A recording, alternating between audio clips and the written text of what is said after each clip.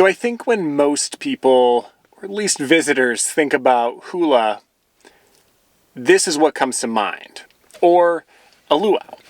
And so I wanted to do a little bit of a deeper dive and discover what hula actually was.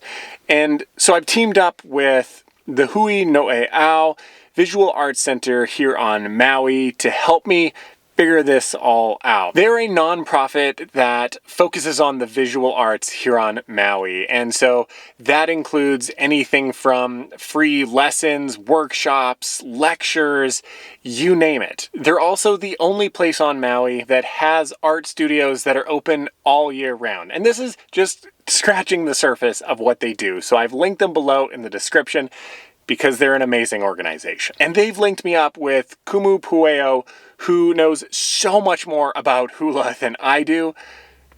So let's get on over and chat with him.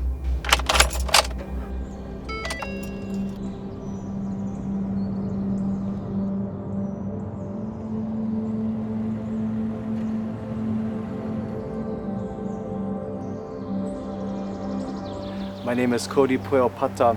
I'm the Kumu Hula of Malama Mahilani from here on Maui. So hula is recognized worldwide as the iconic dance of Hawaii, the native people here. It's recognizable through cartoon, through movie, through all types of venues, even the luau show. So yeah, people think that that's all hula. So what hula actually is a multiplex of art forms that all coalesce around the Hālau structure, or a traditional institution structure. And so around hula is our physical, spiritual, and mental training. That includes worship at our altars, that includes environmental stewardship, manufacture of everything that we wear. So it's not just simply a hobby or a dance that we can fit into. Hula is the receptacle for Hawaiian knowledge that's been existing here since the beginning of time. We learn through Hālau system, the Hālau structure. Hālau is what we call today kind of like an institution. That institution way of being or teaching was founded between 12 to 1500 years ago. In that system, it's not like the Western system that teaches toward C- maybe as passing, which is satisfactory. Hula practitioners are forced to practice toward demonstrated mastery. So by the time you make your way through the several ranks in any given institution or Hālau, all of us know that when that person graduates as a Kumu Hula, they have mastered every single lesson that their Kumu Hula, their master themselves, has required in their life.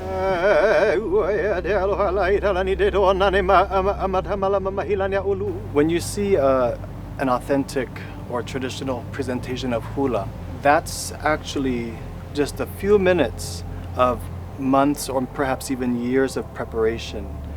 And so when you see the adornments, like a lei perhaps, it's not just meant for the aesthetic, it's picked for that specific presentation because of how it supports the lyrics of that particular mele or that song or chant. And so when we are going into the forest to pick these types of things or to prepare these types of things, these are body forms of our ancestors and our akua, our deities. As I mentioned, it's the job of the dancer to become the proper embodiment for those words. Ika olel no keola, ika olel no kamake. In language is life, in language is death. So we take our words and the chants that are skillfully put together very seriously. There's layers of meaning that we have to portray. So while the dancer is dancing, their focus is just on that kuleana, on that responsibility. The chanter is traditionally called a ho'opa'a. Ho'opa'a means memorizer.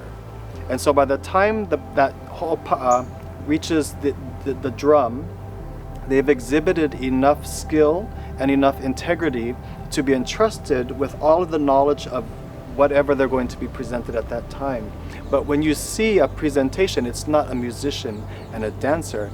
These are people who have been meticulously trained to just come to that particular moment in time. What you see is just the tip of the iceberg when it comes to actually what they've gone through to be in that area.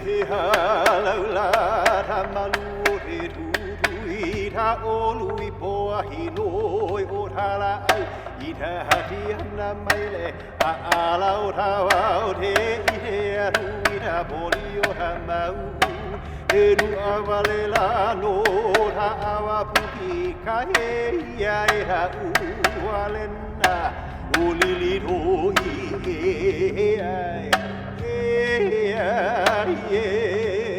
Today, the most common places where local people see hula is in the home, is at parties, and also at hula competitions. And so there's, throughout the year, there's usually several hula competitions where people, hula practitioners and their admirers gather en masse to celebrate hula.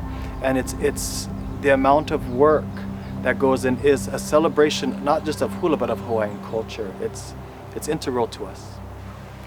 Awesome. Okay, thank you so much. Thank you. That was great. Well, there you have it. I hope you learned as much as I did about hula.